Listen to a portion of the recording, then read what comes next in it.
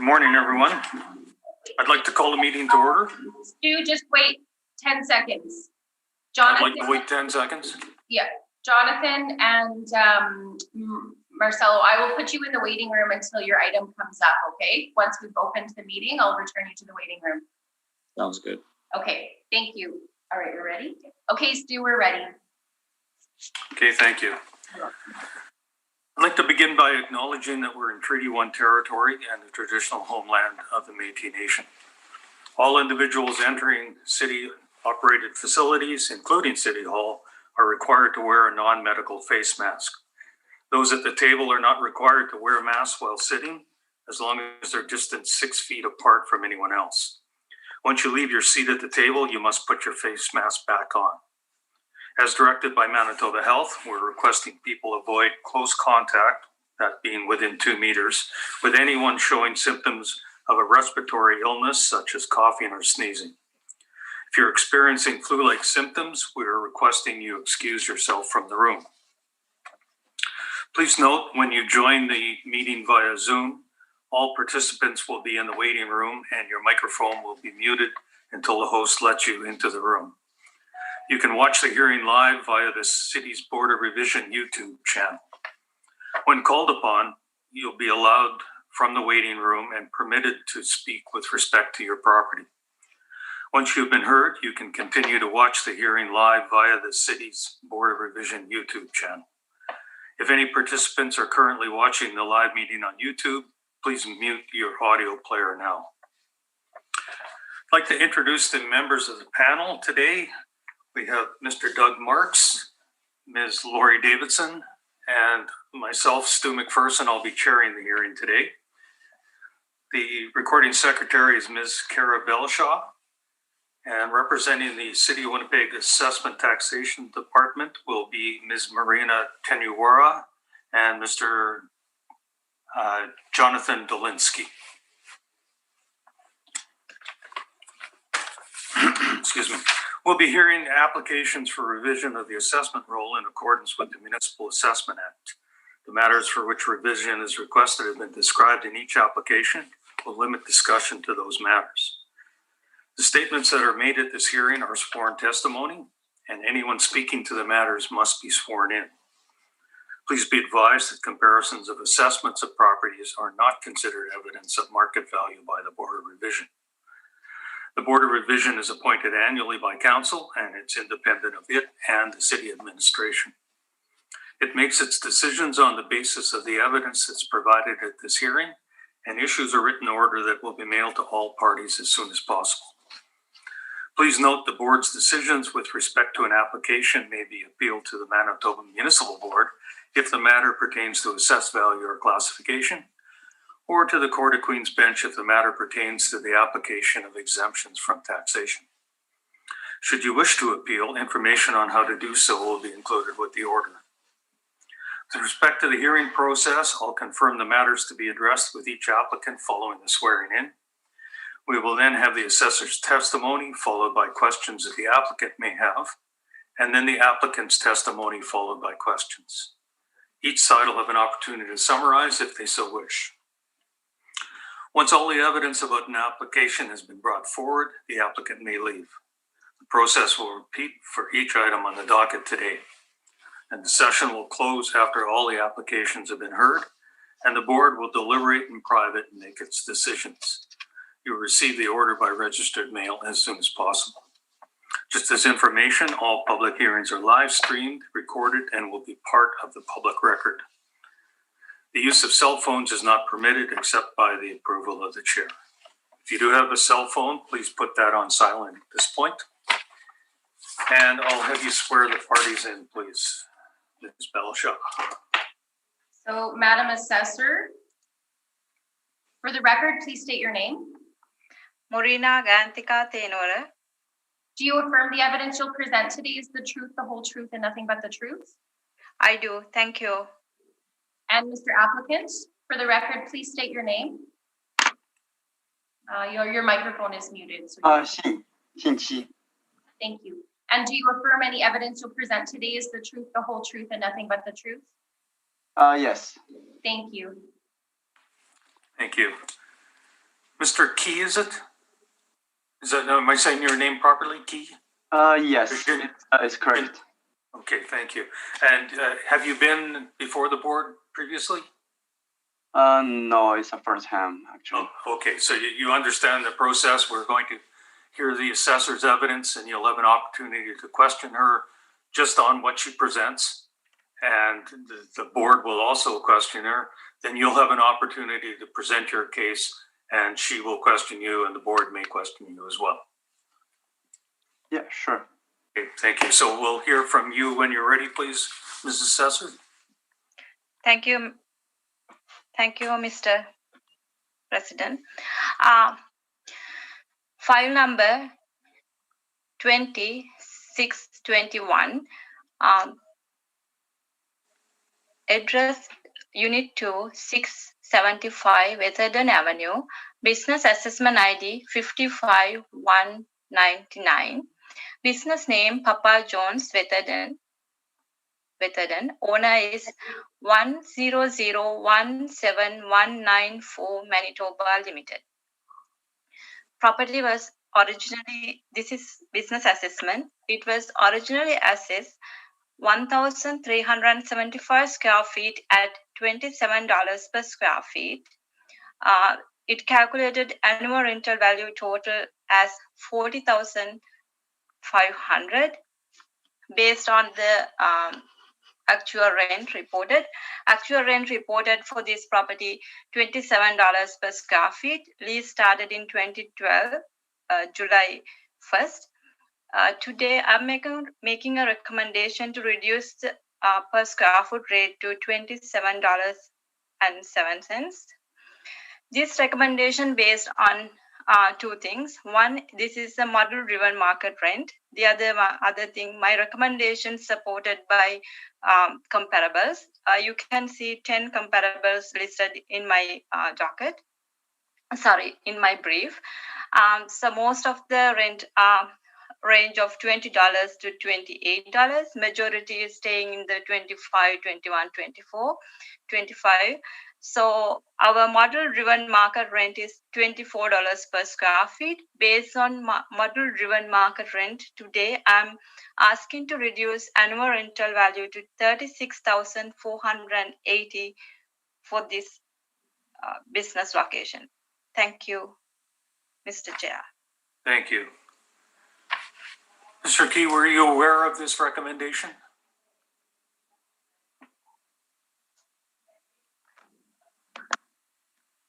Sir, were you, Yes. were you aware of this recommendation? Yes, just one sentence about the annual rental value. I think it's still a little bit higher than we expect. So, and also I checked the evidence, and most of the location is far away from us, actually. So did you have a question for the assessor then?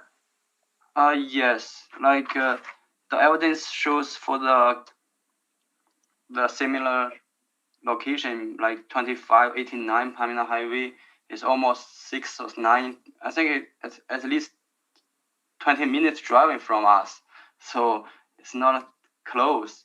And the one number 2 is on the other side of the road, and they have a better entrance than us.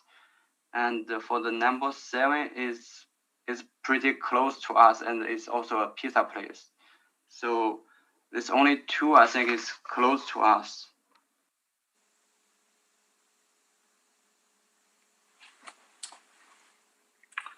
So then basically you're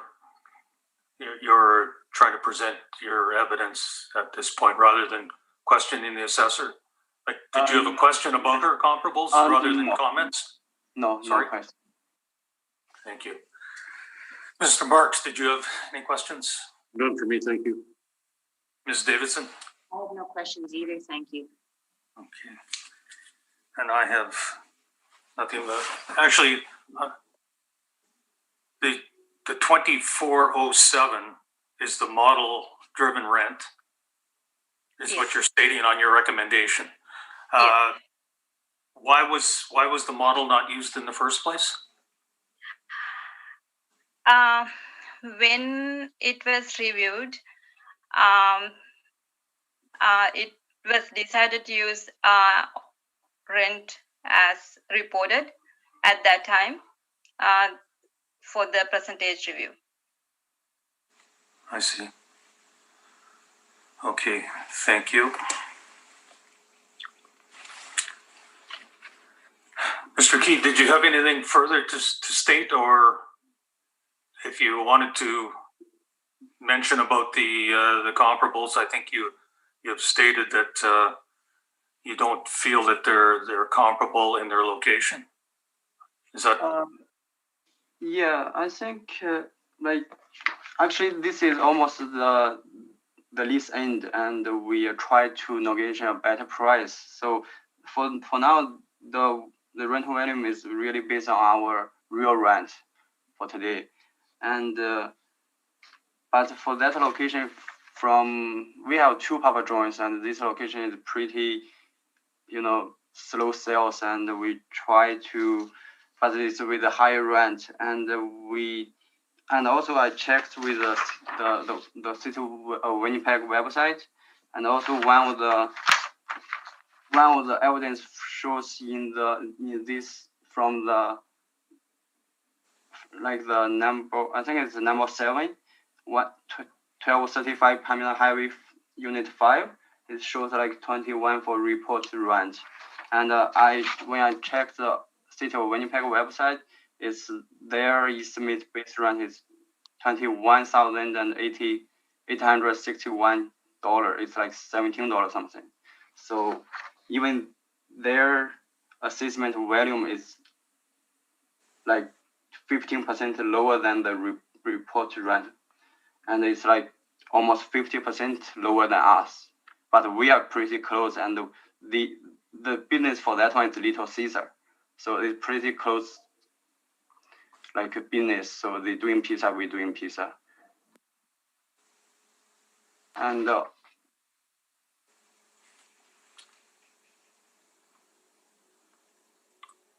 Okay, anything further that you'd like to? Another, hi, and another thing is like for this location, it's really close to a hotel. It's actually the same landlord for the hotel, and from 2 years ago, I think the hotel is getting a little bit down. So, and for this location is Pamela Cross Grant, but it's in the corner, really corner. So it's no walk-in customer.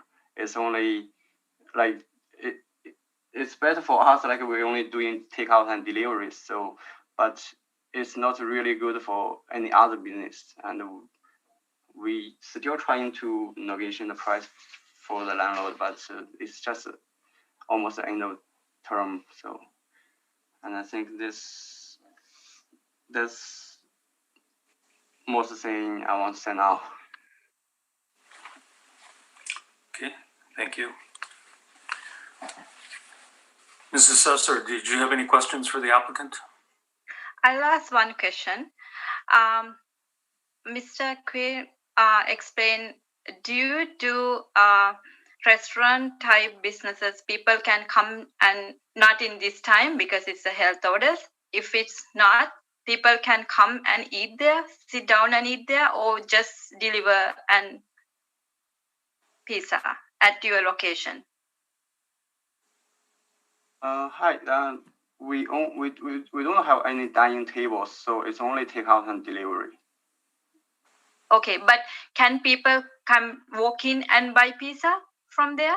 Yes, but it's because the location is really few people to walk in to buy a pizza. Actually, it's just in a corner, and no entrance from Pamela or Grant. It's only from the residents, so it's really in the corner. But they have a lot of parking lot for sure, and we never use them actually.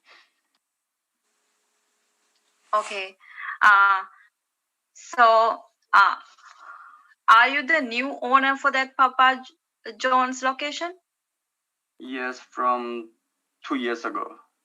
Okay, that's all my question. Thank you. Thank you. Mr. Marks, any questions? No questions for me, thank you.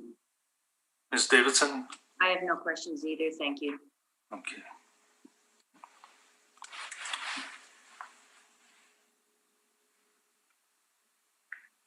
So, Mr. Key, you're aware that the paid rent was $27, you stated, and you said that was a negotiated rent. You're aware that the assessor is recommending reducing that to $24.07, correct? You were aware of that? Yes, but I want a little bit lower than this. So. Right. Okay, thank you. Okay, thank you very much. Any desire for a summation, Ms. Assessor? No, thank you. Thank you. And Mr. Key, nothing further you'd like to say then? I think that's all. Okay. Thank you very much. We will be issuing an order that will come out in due course. Thank you for your presentation today. Thank Okay, you. thank you.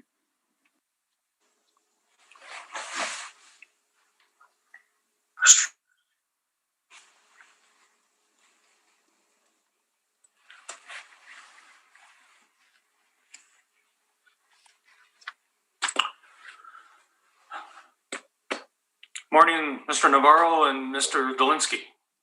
Can you hear me?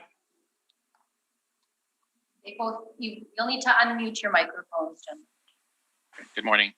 Good morning. Morning, Mr. Dolinsky. Morning, Mr. Navarro. Can you hear me? I can hear you. Okay, thank you. And you were both present for the opening preamble, so you're aware of the process. I understand that there's a preliminary issue on this. We're going to deal with the realty for this property first. It's number 11717 Waverly. And we're going to deal with the preliminary issue for the realty. So, Mr. Assessor, if you would explain. Oh, I'm sorry. Okay. So for the record, Mr. Assessor, please state your name. Jonathan Dolinsky. Do you affirm the evidence you'll present today is the truth, the whole truth, and nothing but the truth? I do. Thank you. And Mr. Applicant, for the record, please state your name. Marcelo Navarro. Do you affirm the evidence you'll present today is the truth, the whole truth, and nothing but the truth? I do. Thank you. Okay. Okay, sorry about that. And so now, Mr. Dolinsky, I understand there's a non-cooperation issue here. That is correct, Mr. Chair. Okay, if you would explain to us what your reason is for that. Okay, thank you. So the file here is file number 20638, roll number 0309296900. The address is Unit 100, 1717 Waverly Street. We have a Midtown Ford Sales Limited. This property was heard at the Board of Revision in May of 2020 for this 2020 appeal. Since then, there were changes to the property, so it will be heard again here. At that appeal, the non-cooperation was granted. It was based on income and expense information not being sent in.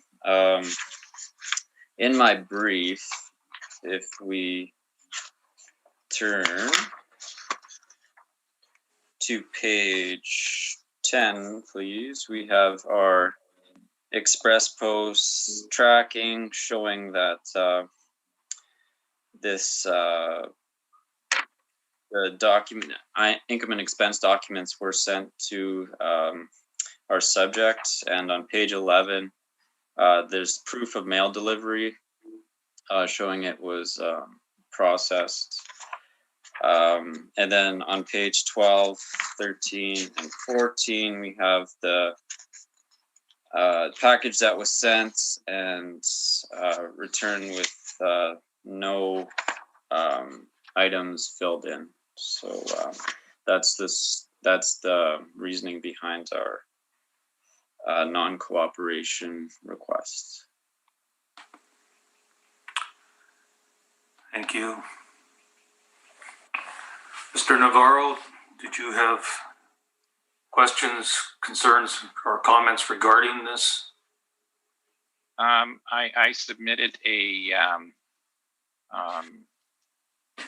some information regarding the non-cooperation. I believe, I'm not sure if you have it. I'm just sending it now, Marcelo. Okay. It just popped up here. So, Mr. Chair, if you would allow me to go through this, I will start on this. I will do that as soon as I receive it.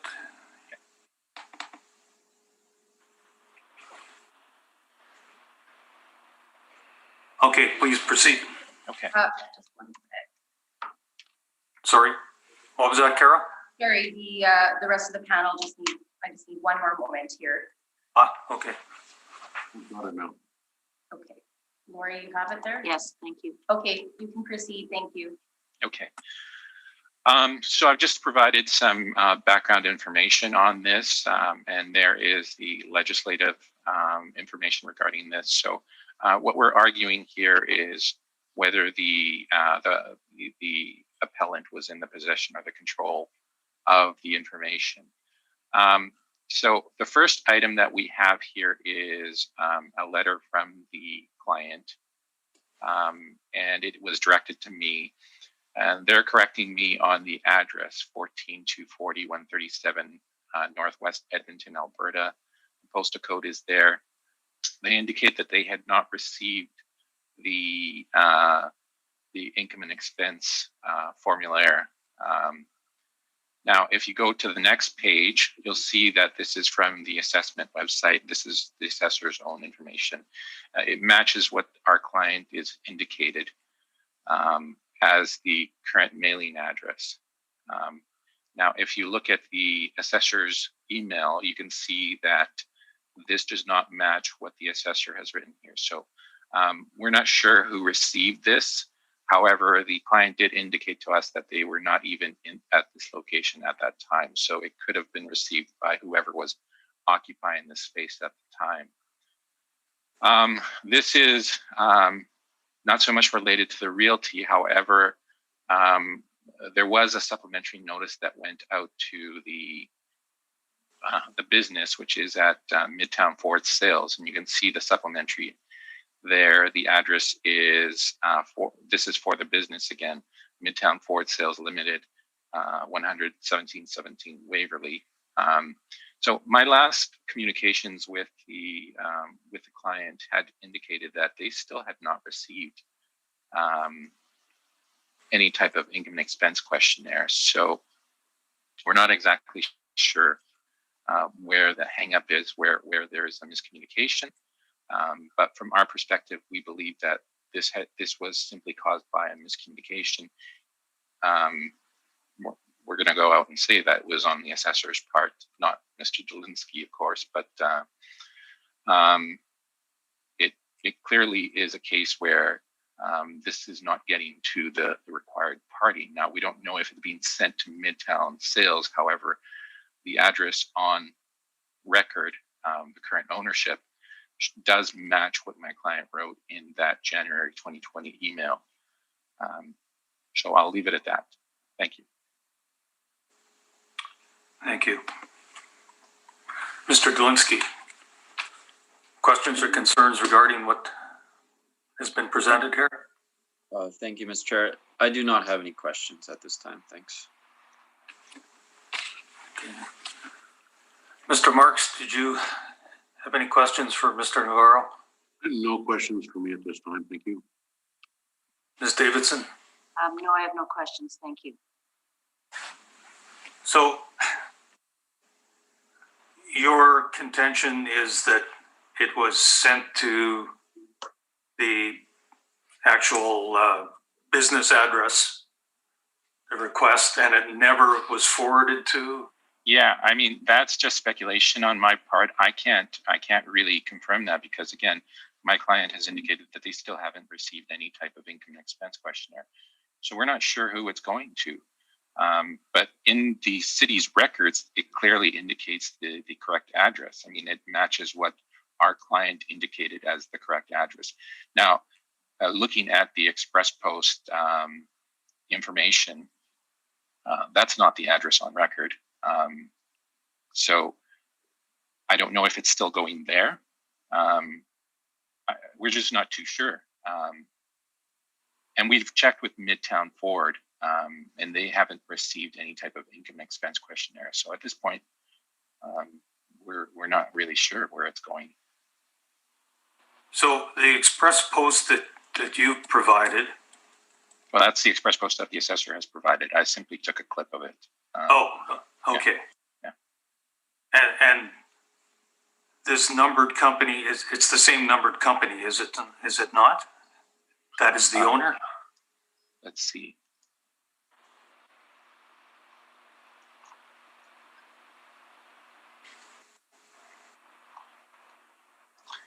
$1754 528 Alberta Limited, and we have it as 1754. Yeah, it is the same company.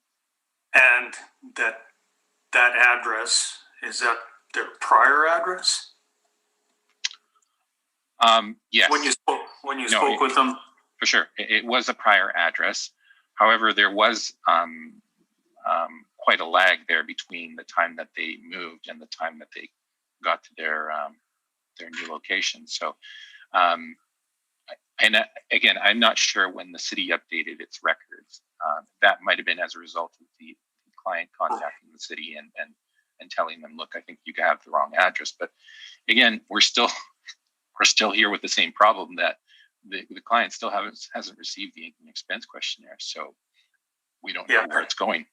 And as of June 8th, 2018, was this company at the Yellowhead Trail address? No, it was not. It was at the new location, which is on the ownership information there, 14240 137 Avenue Northwest, Edmonton, Alberta. And when did they move? I'm not actually sure when they moved. I didn't get the specific date. However, again, the client did say that they weren't there at that time when they would have received the 2018 income expense questionnaire.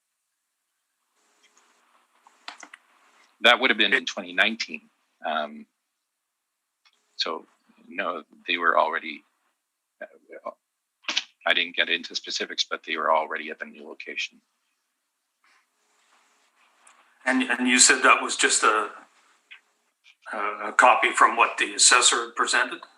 Correct. That was taken out of the assessor's brief. I did a cut and paste and pasted it onto my information. So it's not something that I had. It was taken directly out of the assessor's brief. All right. So if we go back to the assessor's brief, which is item 6. Sorry, I've just got to get down to that page.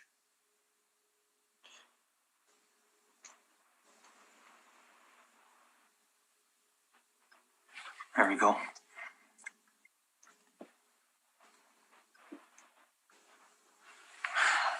And I see it was signed for by an R. Landon.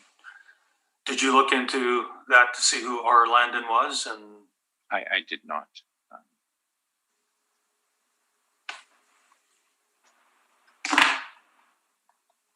So you don't know whether that's someone that was affiliated with the numbered company from Alberta? No, what the client said was that, again, they were not there at that time, so they couldn't have received it. Again, I'm working on an assumption here that this was signed by somebody who was probably there at that time, but not associated with our client.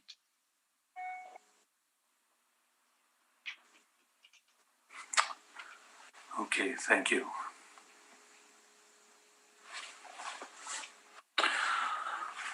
Okay, Ms. Belshaw, if you would mute or remove the applicant and the assessor, we would have a discussion regarding this, please.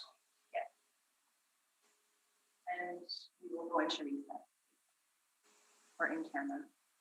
Yeah.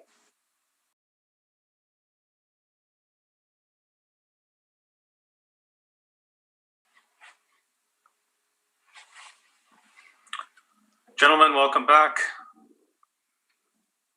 Are you unmuted? Yes. Okay, thank you. I'll call the hearing back to order then. We have deliberated, and because we're finding that there is quite a bit of confusion as to whether or not this was delivered to someone affiliated with this company, and we don't know who signed for it, whether they're affiliated or not. In this case, we're not going to grant your request for non-cooperation, Mr. Assessor. So we'll just proceed as normal. So when you're ready, we'll hear your evidence regarding the realty portion for this property. Thank you, Mr. Chair. So this, as referenced, the realty for this property has an assessed value of $9,310,000. We have a auto dealership, Midtown Ford Sales. Zoning is M2. The leasable area is 54,004 square feet. So as mentioned before, this property was heard in May of 2020. The assessment was confirmed at $7,287,000. Since then, we have some changes done to the dealership. The permit for these changes is stated at $4.5 million, and these changes to the property include 4 additional service bays, 4 additional detail bays for a car wash, and the showroom now includes additional service area for sales and a celebration bay. Turning to page 2, please. These are some updated photos, I believe, of the dealership. We can see an exterior view and then the interior view at the bottom. Page 3 has the office area. I have not been in the building, but we can see that we got some newer modern finishes here. Page 4 is some more pictures of our bays that are included in the subject. Page 5 of my brief has the subject sale history. We can see on December 4 of 2013, we have a sale for $9.5 million. As per our notes in our system, the vendor and purchaser are not related, so we have a bona fide arm's length sale here. Page 6 has the income breakdown for this property based on our model. So we have square footage of 54,004 square feet, a modeled rent of $12.96, vacancy loss at 2%, expenses at 2%, and overall capitalization rate at 7.15%.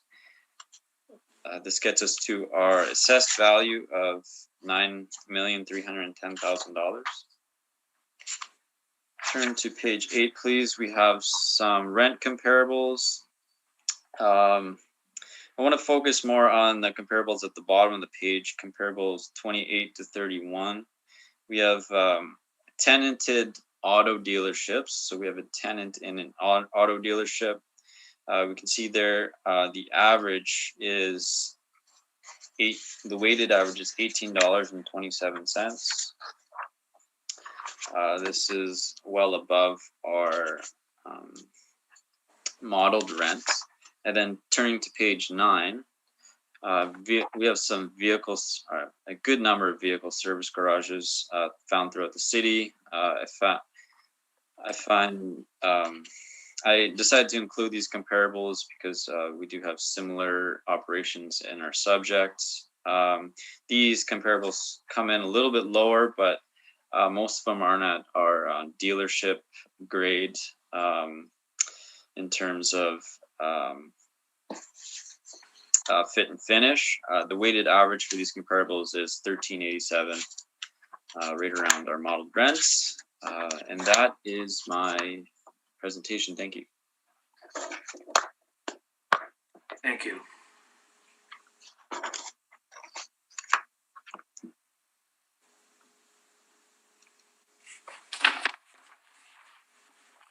Mr. Navarro, questions for the assessor?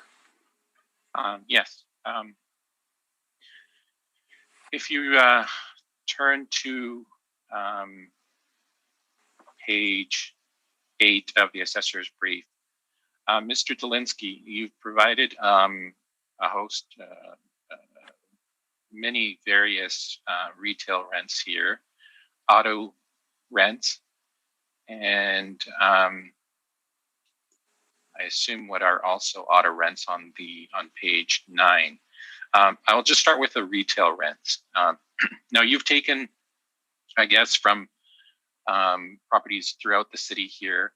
My question is that are retail rents appropriate for this location? Similar makeup in terms of the building. It is a completely different business. I don't want to put as much weight on the retail aspect. As mentioned in my presentation, on page 8, I'm focusing on the auto rents at the bottom of the page, and then all of page 9 for the auto rents there. Okay. Just, are you aware that you know that the current zoning is M2, correct? Were you aware that under this zoning, many retail uses are generally not acceptable or a conforming use under this particular zoning? I can agree with that. Okay. Now, regarding your auto sales here, again, you have a bunch of them here. Now, the one that obviously sticks out is 2537 Pembina. Now, you have an age there of 2004. Is that the date built, or is that the effective age of the property? 25. That would be comp 31. Okay, thank you.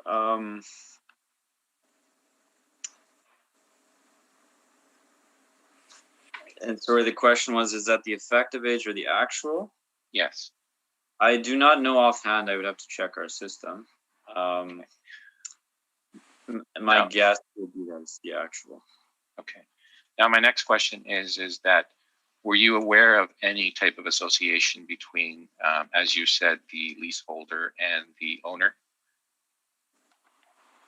I am not aware. Okay.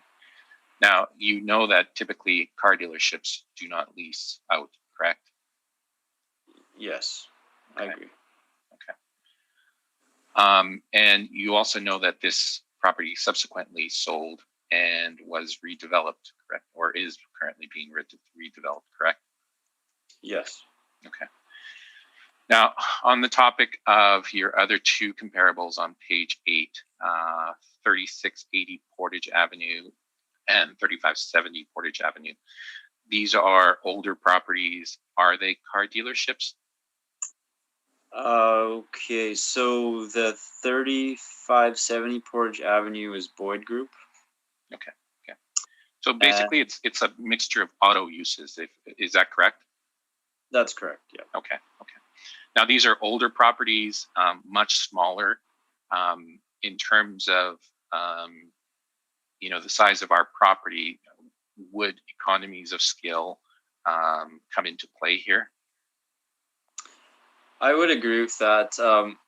How I have it set up is we can look at the comparables as a whole, those bottom 4 comparables, and it's very similar square footage to our subject. The bottom 4? Yeah, so on page 8, my last 4 comparables, comparable 28, 29, 30, and 31, have been grouped together. Okay. I see what you've done. Yeah. Okay. But individually in these, again, these are individual properties. So I understand what you've done here, but these were separate properties, correct? Yeah, I agree. There's probably some economies of scale that's most likely occurring here. Now, regarding 1284 Main Street, which is comp number 28, I've also provided some rebuttal evidence on that. Okay. Now, the area that you've quoted there is 20,225 square feet. Now, I understand this property to be around 44,000 square feet. And I've also provided some information in the rebuttal. I don't know if the chair wants me to present that now or after I've completed my questioning. Do you have something specific on that particular property that you wanted to question the assessor on? Sure, yeah. And that is exactly why I provided that information, that supplementary information. And it is specifically related to that one property. Okay, then let's have the rebuttal presented at this point. Okay. Or can I go back? Because yeah. What I'll do is I'll present on 1284 Main Street, and then I'll go back to the questioning because there are some additional questioning that I need to do on the rest of the brief. Okay, you know what then, Mr. Navarro, if you do have further questioning, let's deal with the questioning, then put the rebuttal in, and we'll deal with it that way. Okay, that sounds good. Yeah, that sounds good. And you're all right with that, Mr. Assessor? Yes. Thank you. So then, please proceed. Now, in terms of the vacancy loss that you produced here, 2%, is that specific to auto uses, retail, commercial, or can you explain something on that? I don't know specifically which properties were used. From my understanding, it would be just vehicles, car dealerships, or VCDs. Okay. Usually, like you said, these are owner-occupied properties. Correct. And typically there is very little vacancy, if any. Okay. On the expense side, there is no non-recoverable expenses on this property, correct? And that is consistent with the city's approach on the 2020 cycle to not include additional non-recoverable expenses. That sounds correct. Okay. Now, in terms of the capitalization rate, I believe we're in agreement on the capitalization rate, so I have no further questions relating to the rest of the brief, Mr. Chair. So if I may, I will continue with 1284 Main Street. Yes, please do. So this is an actual brief that you presented? 1284 Main Street. A rebuttal brief, is that correct? If I may, it came with the non-cooperation brief in the last email that I sent to both you and the assessor. And panel members present in the room, I've dropped it into your folder, so you should see it. I labeled it item 6 rebuttal, 1284 Main. Mm-hmm. Okay. Yeah. Everybody's got it? Let us just get to that for a moment, please. Yeah. What is it entitled? Item 6 rebuttal. Oh, there it is. Sorry. Got it. Okay. Thank you. Okay. Item 6. Yeah. It would have been with the non-co-op brief that I sent by email to you just recently. Okay. 1 second. Mr. Chair and Mr. Assessor. 6 brief.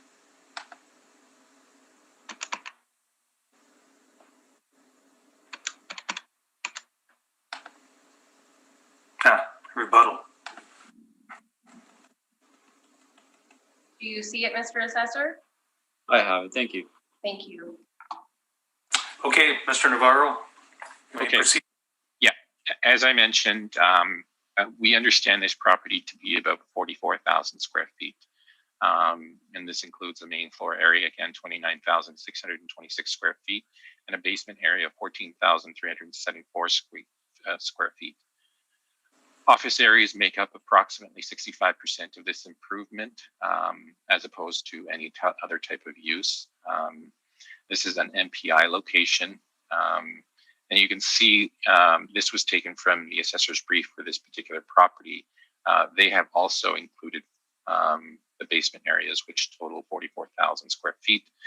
The rents that they put in there were $14.41 per square foot.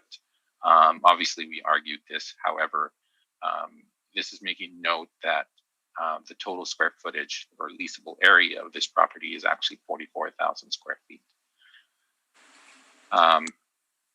And that is what pertains to that particular comparable in the assessor's brief. I'll just grab the number again, comparable.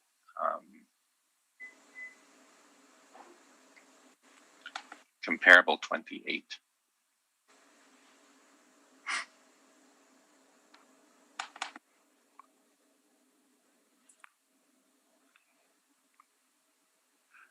And that is basically my presentation. And my questions. Sorry, my questions. Thank you. I guess let's deal with the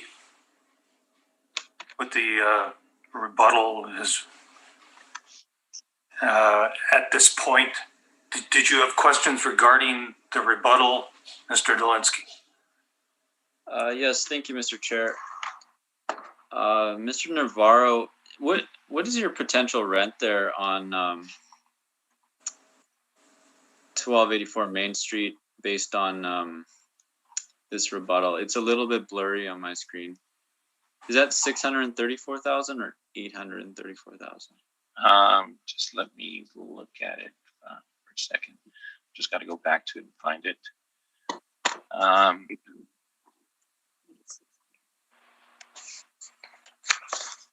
That says 634,055. Okay. So just to be clear, this is not actually from my brief. This you can see by the look of this that this came out of an assessor's brief, right? Yeah, it looks familiar. Yeah. So this was not taken out of our information. This was taken straight out of the assessor's information who did the appeal for this property. So we went and looked in the system and noted that, again, the leasable area that they're including in their brief was 44,000 square feet. Okay. And that was consistent with the information that we had on the property also, which was around 44,000 square feet. Okay. I apologize if there was a mistake done. I'm not sure if what was reported on the income expense was the other square footage or if there was a mistake. But if this is correct, it's not a lease, but it is modeled. This would change the per square foot rate to about $14.41. Correct. Yeah. Okay. And I guess I'm not questioning you, but just make a statement that this would be similar to our modeled rent, what we have for our subject.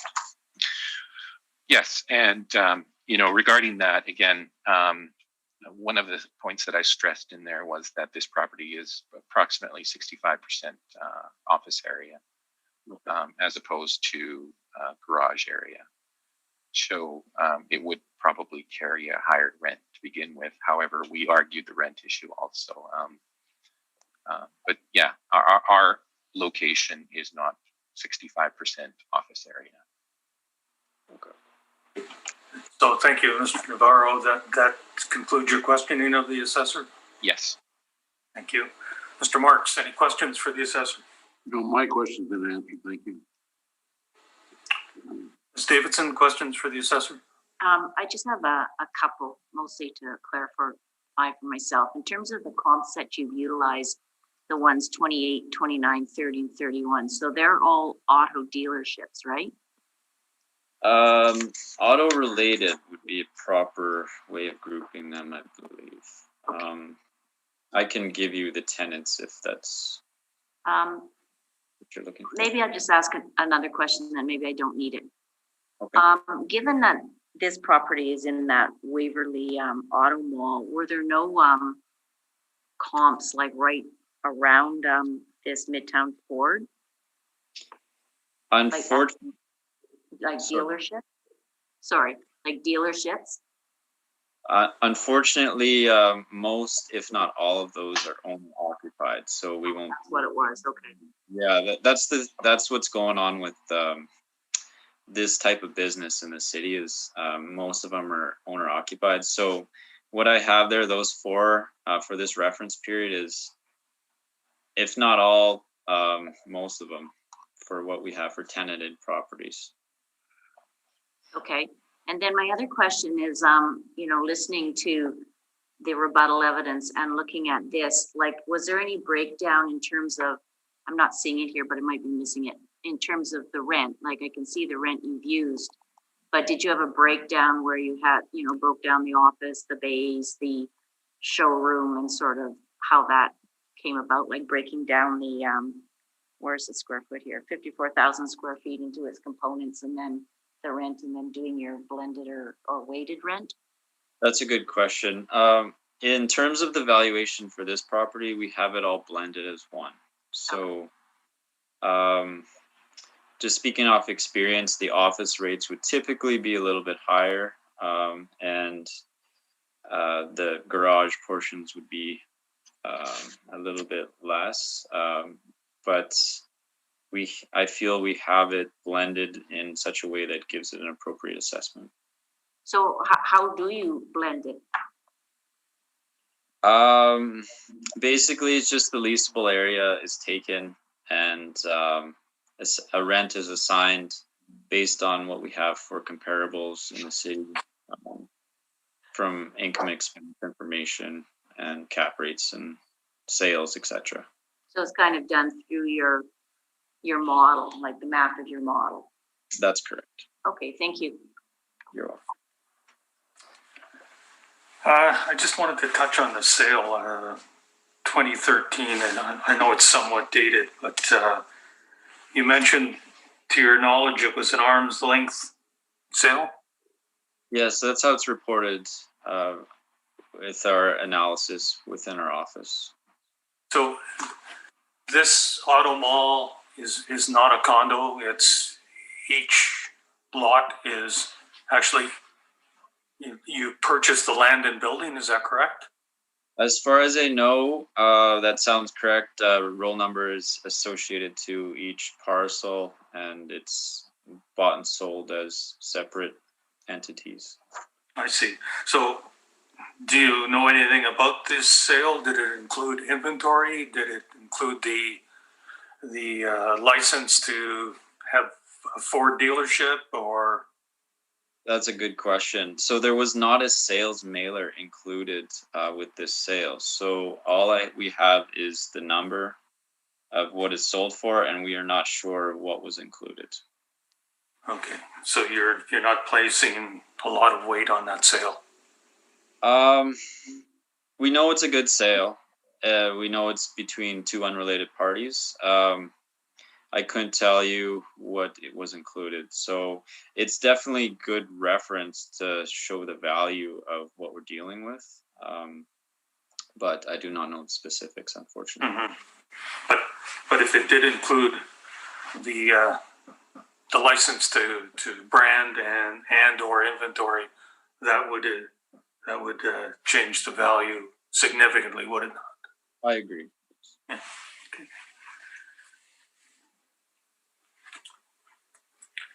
And the cap rate's not in contention. Expenses of 2%. What is the 2% for? What does that represent? That's just the modeled rates that we found in our analysis that should be applied here to make up a appropriate assessment. Thank you. Okay, Mr. Navarro, we'll hear from you, please. Okay, can you hear me? I can hear you. Okay. Can you hear me? Yes. Okay. Okay, I'll start with page 1 here. And again, this is unit 11717 Waverly. Property specifics in the assessment summary you can view there on page 2. An outside picture, again, this is Midtown Ford. And I've included both the, I've blended both briefs into one here. So I've included the realty and the business assessment. Again, I did this because we don't often have the luxury of dealing with both the realty and the business assessment at once. So I thought. Okay, but if I can ask you to. Yeah, I will. Limit to the realty at this point? Exactly. I will deal with specifically the realty and on this. Thank you. Okay. And here is on page 3, the overhead pictures of this dealership. And again, this is just south of Scurfield. It is on the, if you're going south, you're on the right side of Waverly. And again, we know the leasable area has increased now to 54,000 and change. In terms of the property itself, I would believe that one of the more important points about this write-up on the property description on page 4 is the zoning, and also that this being part of a land condominium, the owner must contribute to the operating costs and future replacement of shared common elements, including the roadway leading off of Waverly. So that is just a correction. I'm not sure if the assessor was aware of this, but all of these properties in the Waverly Auto Mall are condo. Another point worth making here at this point is that I included no information on the sale. Obviously, I was aware of the sale, but because of the issue of not being able to separate the business value from the realty value, we didn't take the sale as being an arm's length transaction of simply the real estate, the fee simple interest. So we tend to disregard auto sales in general. So that's why we have no commentary on the sale itself. Highest and best use, we're not questioning that. It's the current use. We are looking for the value of the property as it economically performed on April 1, 2018, but the physical condition of it at the present time. And there are several approaches to value that we can use. However, the approach that we've used, and again, we're consistent with the city on this, that we're using the income approach to value. If you turn to page 8 of the presentation, potential market rent, again, we've gone with a rent of $11.75 per square foot. That is based on a host of comparable leases that we've included in the first section. The first chart is predominantly flex warehouses. These are industrial properties. Very similar in terms of the makeup. However, these are typically not on condo parcels. However, in terms of the zoning, they are very similar. They allow for similar uses. Again, just from my perspective of being in our subject, it is essentially a flex warehouse. It is being used as an auto dealership. However, it is a flex warehouse. And again, it's limited by the zoning that is tied to this property. And I'll go further into that as I get further into the presentation. We have some auto-related use leases. However, in general, they tend not to be very reliable simply because you can see, again, there's such a variance in terms of the age, the sizes, that they become quite unreliable in terms of the property comparison to our subject. In contrast, the industrial flex warehouses they're often leased for various uses that are allowed under the M2 zoning, M3 zoning, M1 zoning, mixed use zoning. And again, the ones that I've included tend to be newer properties and larger areas. That was my reasoning for using this type of comparison. However, again, I was guided ultimately by the zoning on the property. Various locations there, you can go through them. We came out to an average of 741, 775. Obviously, our subject is not as low as 741. We're not suggesting that. If you look at some of the closer properties, 1301 Kenniston, 15 Scurfield happens to be about 500 meters away from the subject. It is single tenancy, it is a larger property, and it leases for approximately $9 per square foot. It is, the lease on that started March 1st, 2018, and it goes to February 21st, February 28th, 2021. Again, that's $9. That's a very good comparison in terms of its physical condition, size of the wall height, land to building ratio. Obviously, we're dealing with a car dealership. It's going to have a slightly higher or slightly lower land to building ratio than our subject would. However, it still has a decent land to building ratio. Same type of zoning, M2 zoning. And again, it's stressed that that is $9. Obviously, there would be some advantage to being in an auto mall, so that that is why we have adjusted upward. We've adjusted to 1175. I think we're comfortable with that. Going on to vacancy, we've gone with 3% vacancy. 3% vacancy is tied to our position that, you know, we are looking at an industrial space that leases and sells cars here. It is specific. It is not like a regular retail property. And again, I indicated that typical retail uses are not allowed under M2 zoning. So many of the retail leases that were in the assessor's brief would not be conforming to this type of zoning. So we've gone with 3% vacancy rate. I'll also point out that after I do this, I'll look at the cap rate report, and that's where I get the vacancy from. Shortfall rate, $3.75. Non-recoverable expenses, we've gone with non-recoverable expenses. I've also included a non-recoverable expense study. We are looking at this from a fee simple perspective, so we've been consistent in this point of including the 5% that the city dropped in the 2020 cycle. So again, I can go into the non-recoverable expense study. However, I believe most of you have heard it once or twice already.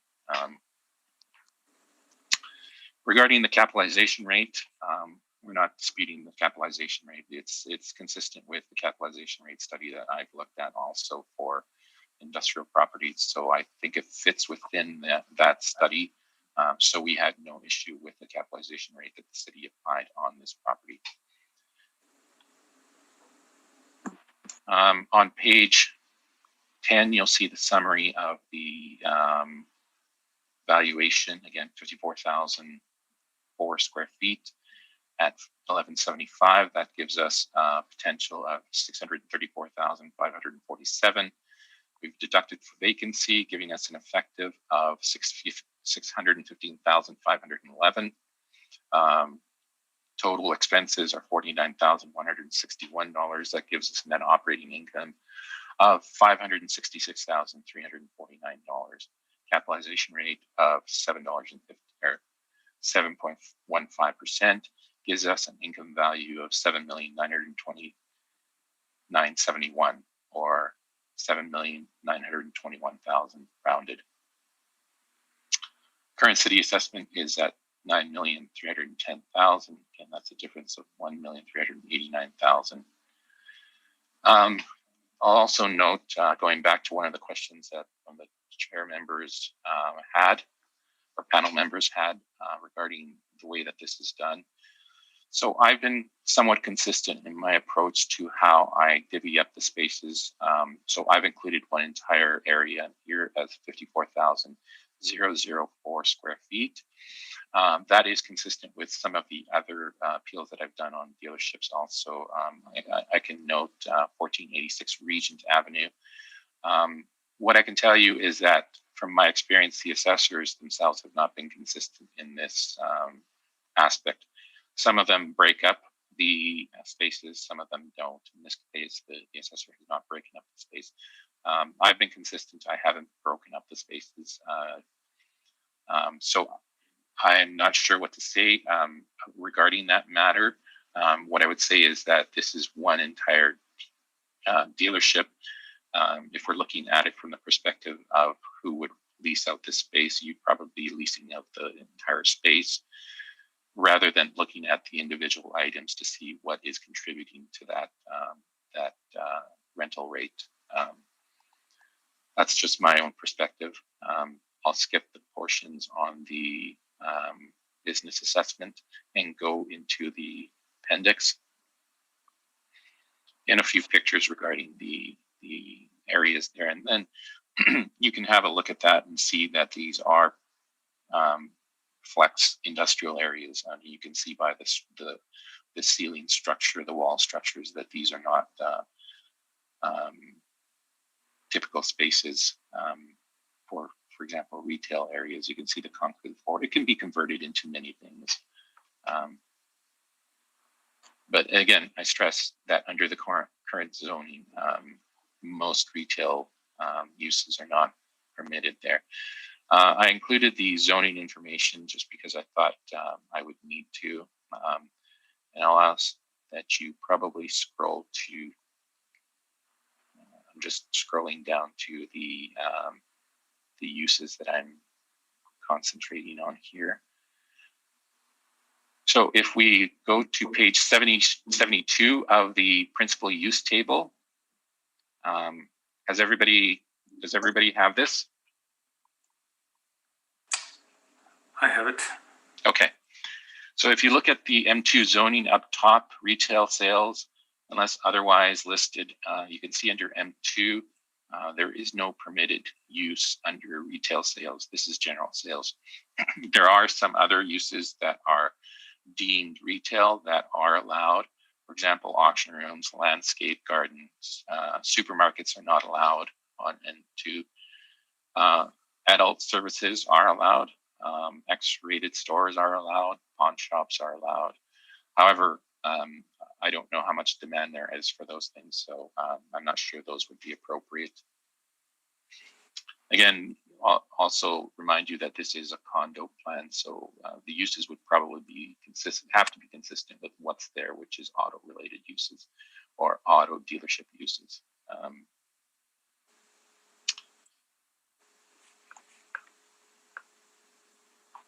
And I believe that is it for the brief on the general. I will just ask that you flip to the cap rate submission that I provided. So this is industrial properties. Again, my argument here is, and I think I've been consistent here, is that I'm looking at this from the perspective of what is allowed in here and what type of property this is, what type of zoning it has in particular. It has an industrial zoning, M2. So in terms of the cap rate information, if you turn to page 13 of the cap rate report, your investment grade A's are your larger industrial properties, and there's not too many of these inside Winnipeg. So those range from 6.25% to 7.7%. This would be, in our interpretation, an investment grade B property, and that ranges from 7% to 7.75%. Again, that is within the area that the assessment department has provided on the cap rate, so we don't have an issue with what they've done here.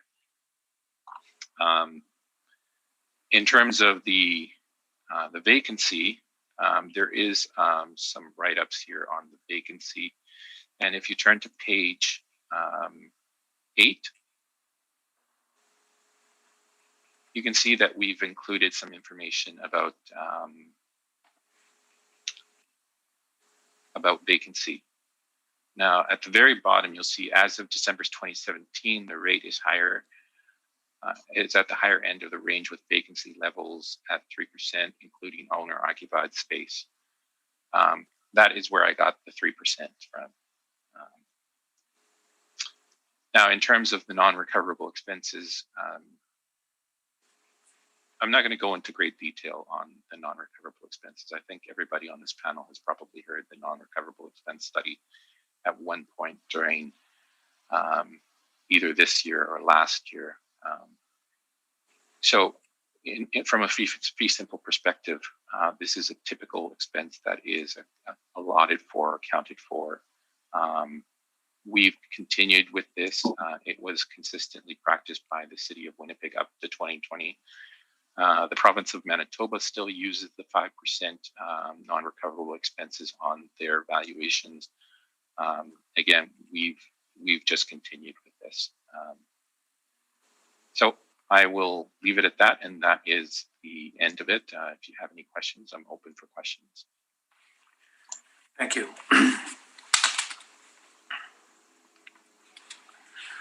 Mr. Dolinsky, questions for the applicant? Yes, thank you, Mr. Chair. Mr. Navarro, so our department has an effective year built of 2010 after the $4.5 million worth of additions. Do any of your comparables demonstrate a similar year to our subject, at least an effective year? 2010? No. 15 Squarefield is 1999.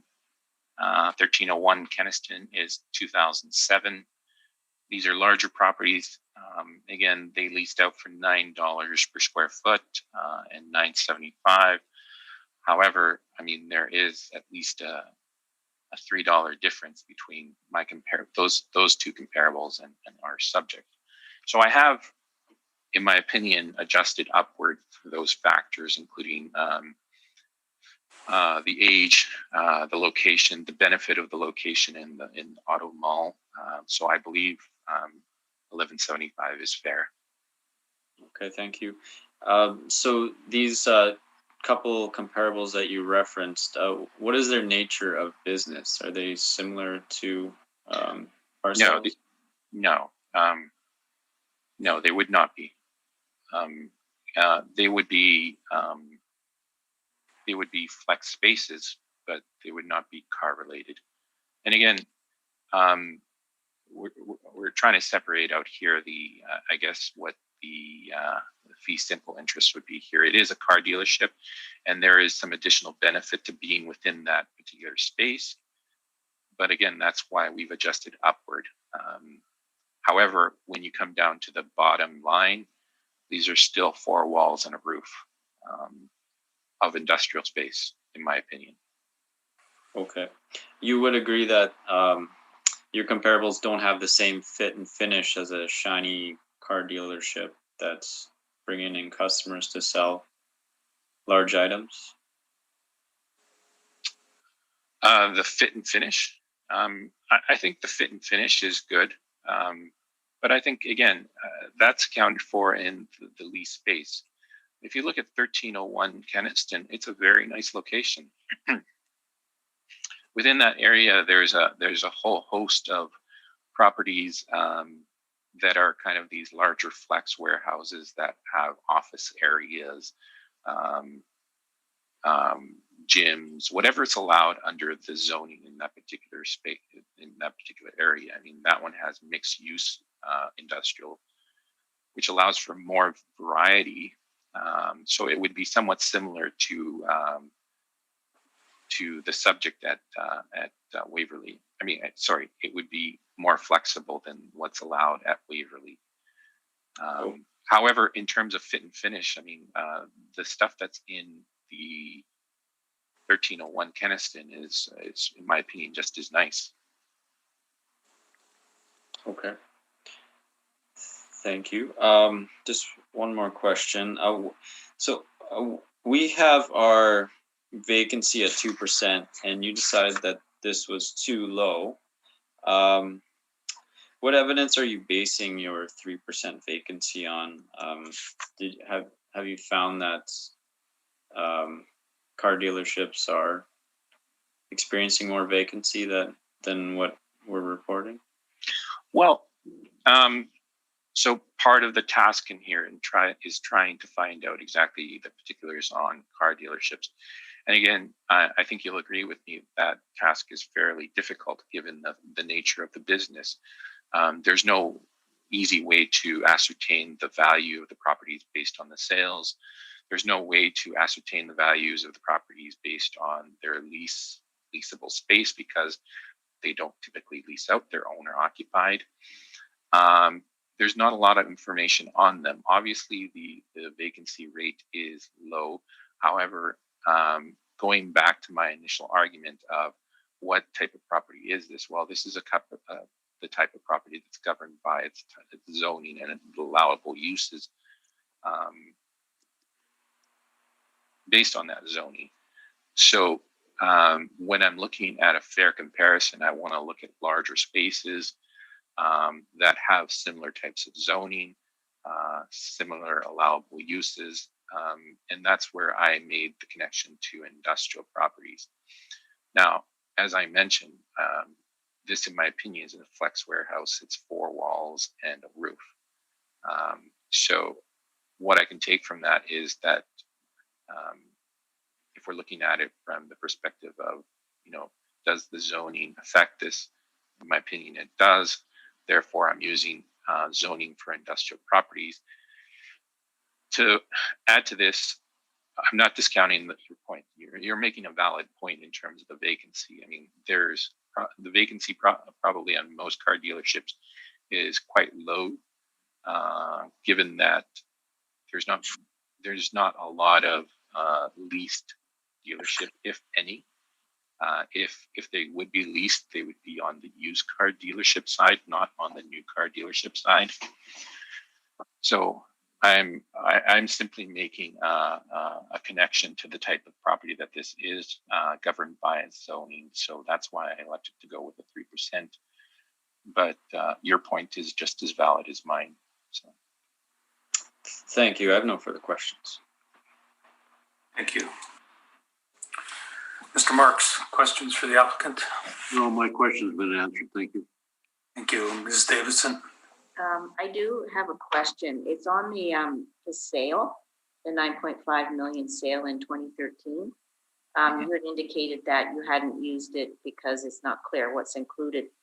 Do you know what I don't know, some business comps or business numbers say, like in terms of these dealerships, typically, just say for instance, this included everything. What typically is the value, like percent-wise, of the real property, as in the land and buildings versus the licensing and all that? Like, do you know what is it? Well, 20, 30, 50, or can you even say? Yeah, I don't think that information is really out there, and you would really have to get into questioning somebody who's an expert on the field of auto dealership sales to really have a good grasp of this. However, what I can say about this is that from our perspective, the realty, the fee simple interest, almost has no value or very little value without that licensing. And that comes with the sale of the property. So when you buy an auto dealership, like a Volkswagen dealership or a Ford dealership, you're buying that brand as well as the real estate in it.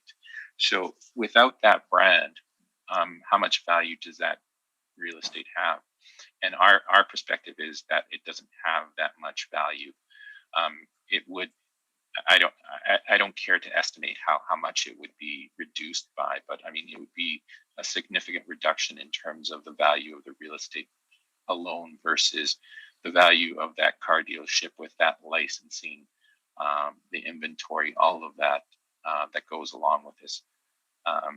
And I'll note also that this is also a condo, so there are some issues with that also. However, when we look at car dealership sales in general, we tend to disregard them because there's no easy way of separating out that business value from the real estate value, because we know that those sale values include everything. So that's why I made that comment.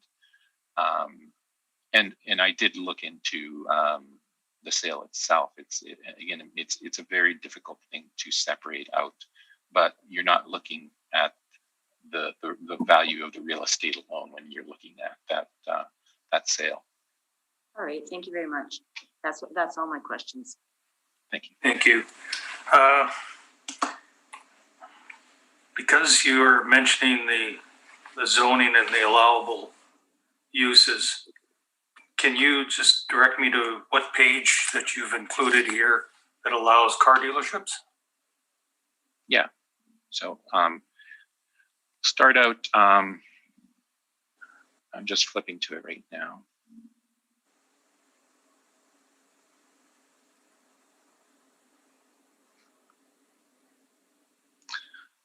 So on page 72, you can see the general retail uses that are not allowed. And on page 73, you can see some some auto uses, okay? So that is where the auto uses are connected to the zoning. So auto light, truck, motorcycle repair and service is a permitted use with a condition. And that is, when you see that little asterisk there, it says use specific standard applies in this zoning district. So it allows for auto light, truck, motorcycle sales and rental, auto parts, car washes, fuel cells, parking surface, parking structures, towing and storage. So that's where it's included.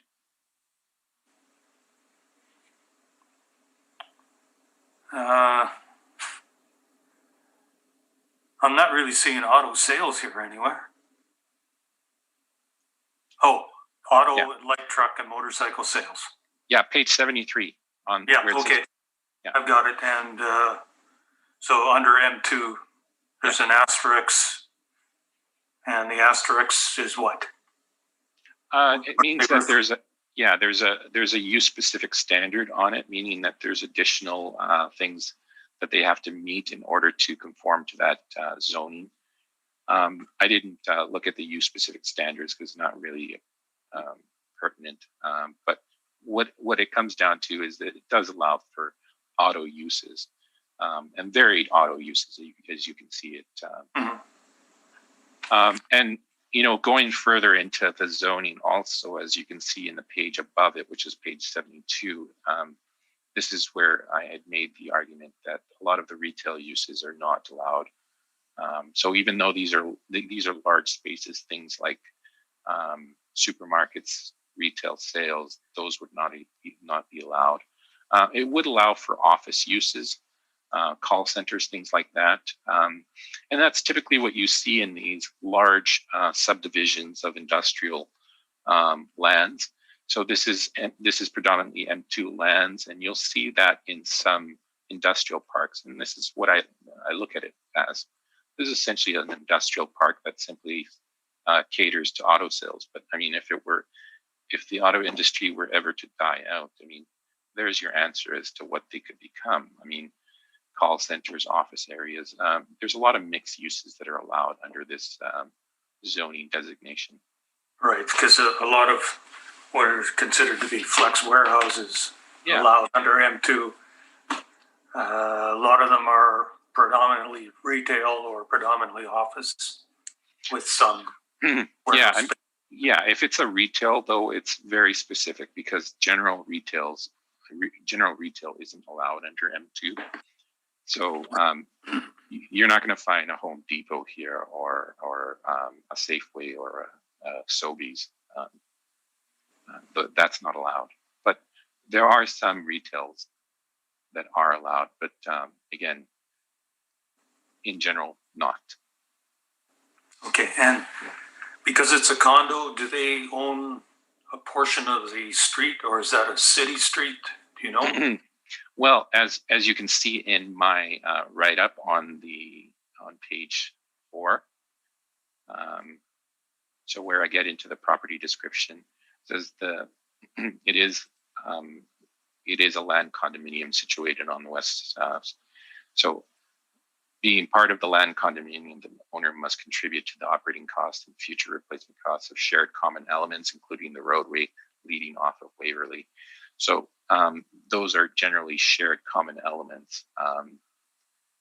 that you would contribute to, just as if you were in a residential condo. You would have the space that you own within your particular unit. You have ownership of that, but the hallways, things like that, stairways, those are common elements. Pools, anything like that that are included in the property general are regarded as common elements, and those would be I guess, contributed to by the owner of this particular property. I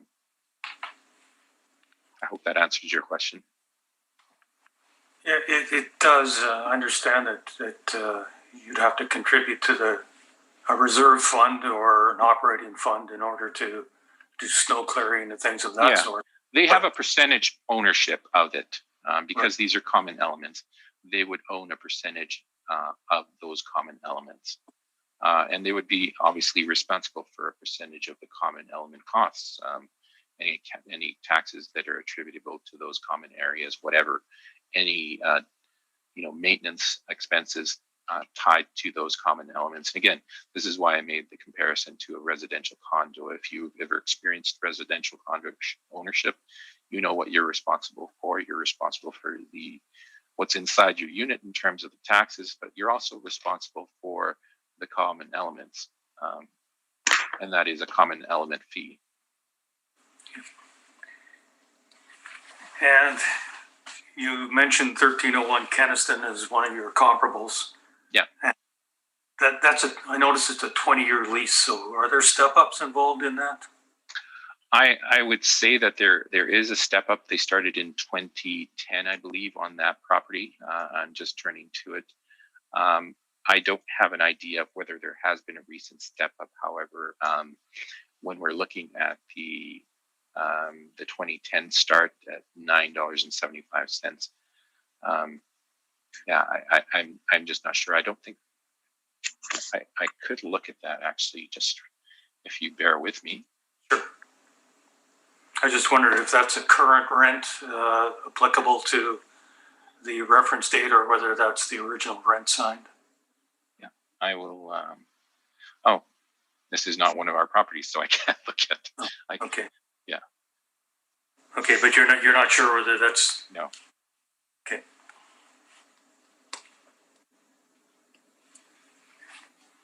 And you have stated that you have presented the case for a 7% non-recoverables in the past. Would you just briefly touch on the highlights of that? Why you think it should be 7% versus a 2% that the city's using? Sure. I'm just going to minimize my screen here because your screen is right in the middle of my presentation. Okay. And just briefly touch on the basics for us, please. Yeah. So just to give you some background on this, and this is on page 1 of the non-recoverable expense study, and just to, again, as a history of it, this was the first time that the assessment department had actually moved away from this. So typically they have included what they previously called as management expenses of 5%. Now we had deemed them or called them management expenses. However, that is, I believe, an incorrect term. What they are actually is a list of non-recoverable expenses, and previously called management, and many property managers still refer to them as management expenses, but really what they are is non-recoverable expenses. So again, going back to this, 5% is what the city had typically used in previous cycles. This cycle, they moved away from it, didn't include it. The province, as I mentioned, have still included it. And what it was based upon was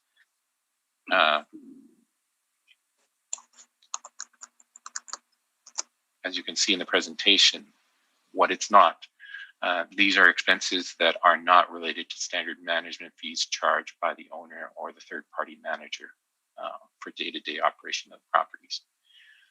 So under management expenses in the income and expense questionnaire, obviously you're going to see expenses in there. These are not those expenses. These are typically referred to again as non-recoverable. So rather, the allowance is a stabilized expense involving non-typical non-recoverable expenses relating to the proper and competent operation of the property. These are virtually never recovered from the tenant under any circumstances, including tenants who are on net leases. So what do they include?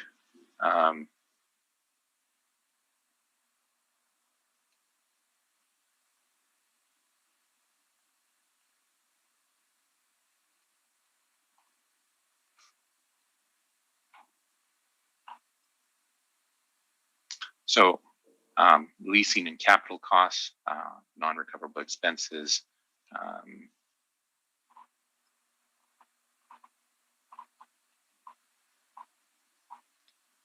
so on page 6 of the presentation, you can see what your typical non-recovered expenses are. So these are your legal and audit fees, structural repairs, advertising and promotion, leasing commissions. That is what is typically included in terms of non-recoverable expenses. Most properties under a fee simple basis have some type of non-recoverable expenses. So even the fact that we're looking at this from a fee simple perspective, the owner occupied doesn't come into play in this. We're talking about, again, leasing commissions, tenant improvements, free rent. Free rent isn't included. Marketing, advertising, professional fees, asset management fees, depreciation, utilities for vacant units. So this is what's included in there. Again, the presentation outlines everything. Okay, So, thank you. Yeah. Actually, Mr. Assessor, because as a result of a question that I presented, there was additional evidence that was presented by the applicant. So I will give you an opportunity for a follow-up question or comment if you so desire. I don't have any questions. Thank you, Mr. Okay. Chair. Okay, thank you. Mr. Chair, may I ask what the additional evidence was? Oh, you're submitting the brief? Your submission? Your submission on non-recoverables? Well, that was submitted along with everything, though. Right, but you didn't actually present it until now when I. Oh, okay, requested. yeah, I understand. Sorry, I was. I thought you were. I thought you were saying additional information that shouldn't be allowed. I'm just saying okay. that it was actually formally presented. Understood. Good, thank you. Okay, desire for summation on the realty portion, Mr. Assessor. I do not have. Thank you. Thank you. Mr. Navarro? I don't. Okay, thank you. So we can move on to the business assessment portion. Everyone's okay to continue on at this point, or do you require a break? Anyone require a short break? Use a short break. Okay, it is now 10:42. Can we make it 5 minutes? yeah, 7 minutes? How's that? 8 minutes. Let's return at 11 o'clock. Okay. Okay, I will.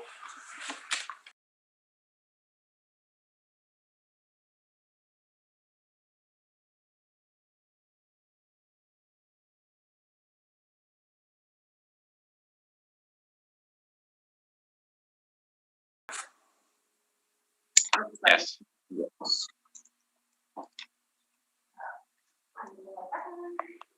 Are we good to go then, Kara? Yes, we are. Okay, thank you. I will call the hearing back to order. And the other property we have to deal with is the business assessment for the property we just dealt with, the realty. There is a preliminary issue on this. I believe it's the same issue that we dealt with on the realty. So is there something specific to the business assessment that either party wanted to present, or can we have our decision from the realty stand for the business assessment? Mr. Assessor. Thank you, Mr. Chair. Same, I'm on the record, I'm asking for it for the business assessment. I respect your decision on the realty. I have no extra evidence or. Thank you. Mr. Navarro, you're satisfied with our decision standing for the business assessment as well? Yes. Okay, thank you. Since that's the case, we're not granting the request for the non-cooperation, so the order of the evidence presented will be in the normal manner. So the assessor will be first with the evidence for the business assessment for 11717 Waverly. So when you're ready, Mr. Assessor. Thank you, Mr. Chair. Roll year 2020. The address is Unit 11717 Waverly Street. Business assessment ID is 24212. The owner of this business is Midtown Ford Sales Limited. We have a total annual rental value of $832,200. The total area of premises is 54,004 square feet. And this works out to an overall ARV per square foot of $15.41. Continuing on my first page of the brief, we can see here we have just one premise ID of 25609 for this business. The rental rate modeled is $12.96, same as our realty appeal. We have for occupancy costs, heat, electricity, water, and air conditioning. These are throughout the whole area of our business. The total occupancy costs come to $132,310. And this brings us to our annual rental value, as mentioned, $832,200. Turning to my page 2, same comparables used in the realty brief. I won't go over them too much specifically. Just want to point out that our auto-related comparables at the bottom, comparables 28 to 31, have a weighted average of $18.27. And on page 3, more vehicle service garage comparables, our weighted average is $13.87. I feel from the evidence here that we are well within the range of our assessments and that our ARV should be confirmed at $832,200. Thank you. That's my presentation. Thank you. Mr. Navarro, questions for the assessor? No, I think you're being consistent with your other brief, correct? So I don't have any further questions. I'm good. Thank you. Thank you. Mr. Marks, questions? Thank you. Ms. Davidson, questions? I have no questions either. Thank you.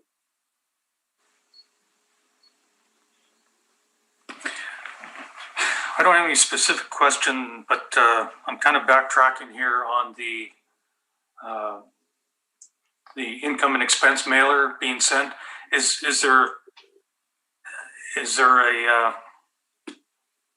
there been a change in the mailing address for that property with the assessment department?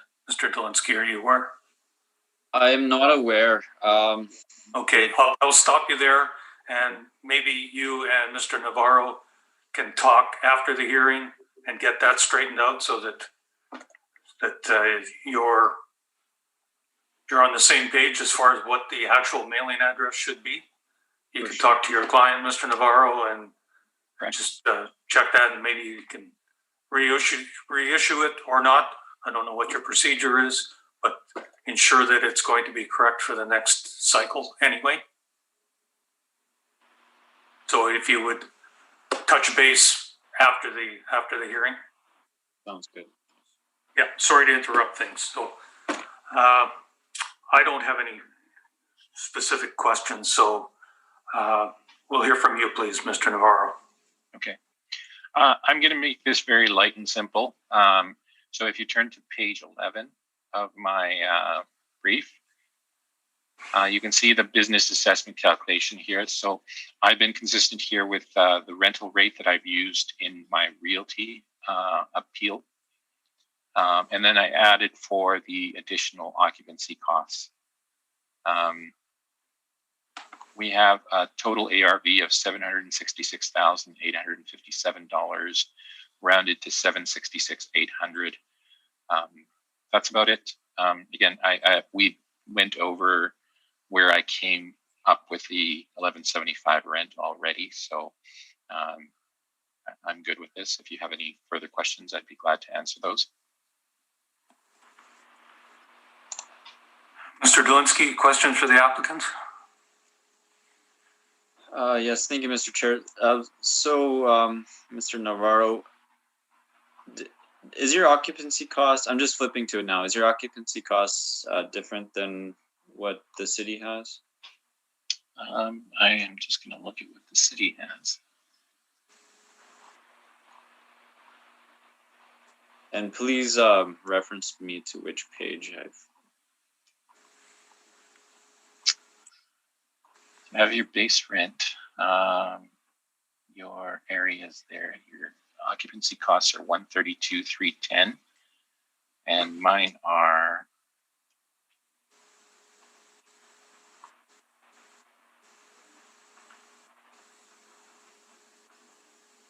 Okay, yeah, you're using the same rates. If yeah.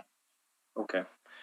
I can just quickly do the calculation and just to confirm that I am actually, yeah, 132,309 is what I have for occupancy cost. Perfect. Okay, so we're just looking at rent then.